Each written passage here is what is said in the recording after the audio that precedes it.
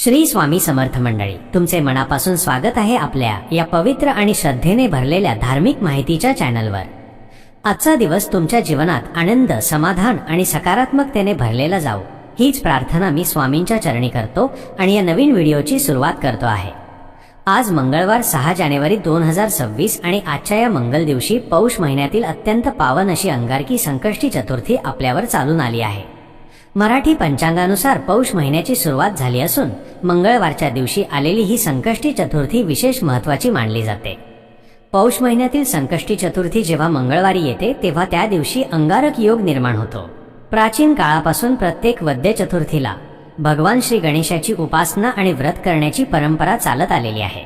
सर्व गणपती व्रतांमध्ये संकष्टी चतुर्थीचे व्रत हे अत्यंत श्रेष्ठ आणि प्रभावी मानले जाते। या व्रतामुळे विघ्नहर्ता गणराय लवकर प्रसन्न होतात आणि आपल्या भक्तांना संकटातून मुक्त करतात। अंगारकी चतुर्थीचा योग वर्षातून फार क्वचित येतो, कधी एकदाच तर कधी 2 वेळा। त्यामुळे या दिवशी केलेली उपासना विशेष फलदायी ठरते। जेव्हा चतुर्थी तिथी मंगळवारी येते तेव्हा तिला अंगारकी चतुर्थी असे म्हटले जाते।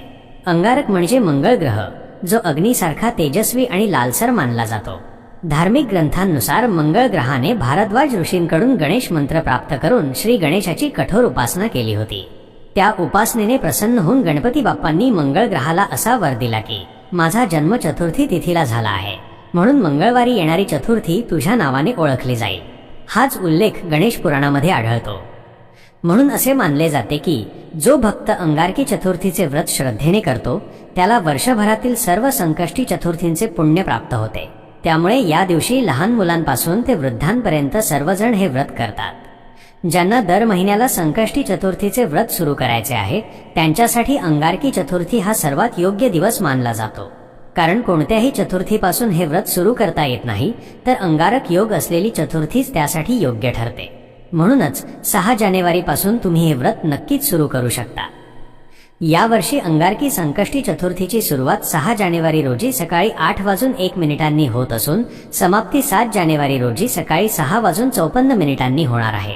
उदय तिथीनुसार ही चतुर्थी मंगळवार 6 जानेवारीला साजरी केली जाणार आहे। या दिवशी व्रत ठेवून चंद्रोदय झाल्यानंतरच ते सोडायचे असते। 6 जानेवारीला चंद्रोदय रात्री 9:16 होणार असून त्यावेळी चंद्रदर्शन करून गणपती बाप्पांची आरती करणे आवश्यक आहे। त्यानंतरच व्रत सोडल्यास या व्रताचे पूर्ण फल प्राप्त होते आणि श्री गणेशाचा आशीर्वाद लाभतो। भगवान श्री गणेश हे विद्या, बुद्धी आणि ज्ञानाचे अधिष्ठाता मानले जातात। सर्व देवतांमध्ये ते अत्यंत बुद्धिमान असून विघ्नहर्ता म्हणूनही ओळखले जातात। म्हणूनच अंगारकी चतुर्थीच्या दिवशी विशेषतः मुलांसाठी काही प्रभावी उपाय केले जातात। आजच्या या व्हिडिओमध्ये मी तुमच्यासोबत असाच एक अत्यंत प्रभावी आणि श्रद्धेने करायचा उपाय शेअर करणार आहे। मंगळवारी येणाऱ्या या अंगारकी चतुर्थीला प्रत्येक आई वडिलांनी आपल्या मुलांसाठी हिरव्या मुगाचा हा उपाय अवश्य करावा। या उपायामुळे मुलांच्या अभ्यासात, करिअरमध्ये आणि जीवनातील प्रगतीमध्ये निश्चितच सकारात्मक बदल होतो। मुलांच्या आयुष्यातील अडचणी, संकटे, दुःख आणि बाधा गणपती बाप्पांच्या कृपेने दूर होतात आणि त्यांच्या मनातील इच्छा पूर्ण होण्याचा मार्ग मोकळा होतो। हा उपाय कसा करायचा, कोणत्या वेळी करायचा आणि कोणासाठी करायचा याची संपूर्ण माहिती मी आज या व्हिडिओमध्ये देणार आहे। त्यामुळे हा व्हिडिओ शेवटपर्यंत न चुकवता नक्की पहा। तुम्ही जर या धार्मिक माहिती चॅनलवर नवीन असाल तर चॅनलला सबस्क्राईब करा आणि बेल आयकॉन दाबा, जेणेकरून असेच धार्मिक आणि उपयुक्त व्हिडिओ तुम्हाला वेळेवर पाहायला मिळतील। व्हिडिओ आवडल्यास लाईक करायला विसरू नका। चला तर मग मंडळी, या पवित्र माहितीला सुरुवात करूया। आज मी सांगणार असलेला उपाय लहान मुलांपासून ते मोठ्यांपर्यंत सर्वांसाठी करता येतो। मुलगा असो किंवा मुलगी, दोघांसाठीही हा उपाय समान परिणामकारक आहे। हा उपाय अंगारकी चतुर्थीच्या दिवशी म्हणजेच मंगळवारी 6 जानेवारी रोजी संध्याकाळी मुलांना झोपण्यापूर्वी करायचा आहे। आपल्या मुलांवर कुठलीही वाईट नजर, संकट किंवा अडथळा येऊ नये, त्यांचे मन स्थिर राहावे, अभ्यासात लक्ष लागावे आणि जीवनात योग्य दिशा मिळावी, यासाठी हा उपाय केला जातो।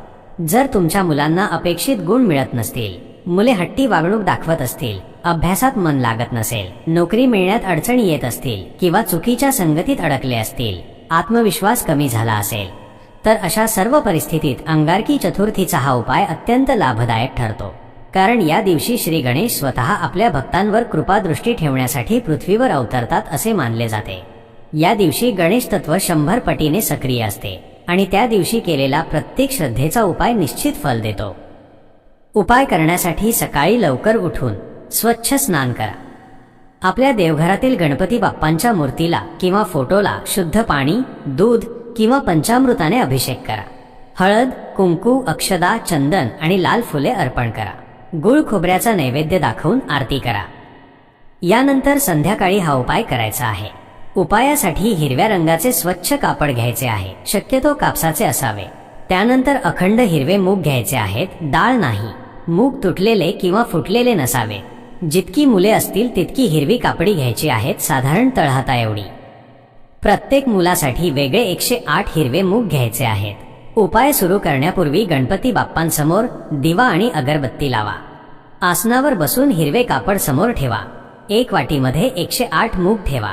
प्रत्येक मूग घेताना ओम गणगणपते नमः हा मंत्र म्हणत एक एक मूग कापडावर ठेवा. अशा प्रकारे 108 वेळा मंत्रजप पूर्ण करा. यानंतर त्या कापडाची गाठ मारून पोटली तयार करा.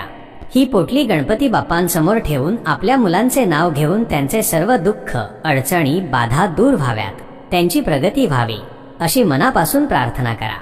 5 मिनिटांनी ही पोटली उचलून मुलांच्या उशीखाली ठेवा. जर मुले बाहेरगावी शिक्षणासाठी किंवा नोकरीसाठी असतील तर त्यांच्या पुस्तकाजवळ, कपड्यांजवळ किंवा फोटोजवळ ही पोटली ठेवा. फक्त चामड्याच्या वस्तूंजवळ ही पोटली ठेवू नका.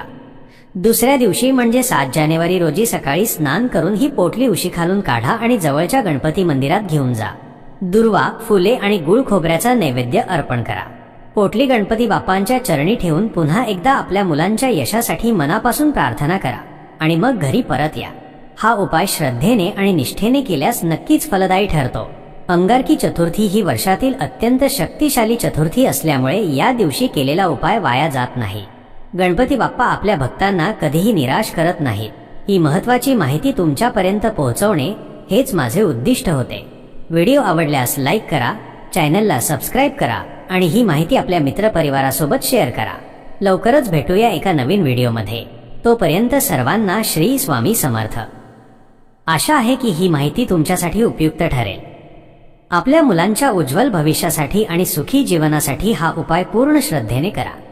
गणपती बाप्पांच्या आशीर्वादाने तुमच्या सर्व मनोकामना पूर्ण होवोत हीच प्रार्थना. धन्यवाद आणि श्री स्वामी समर्थ.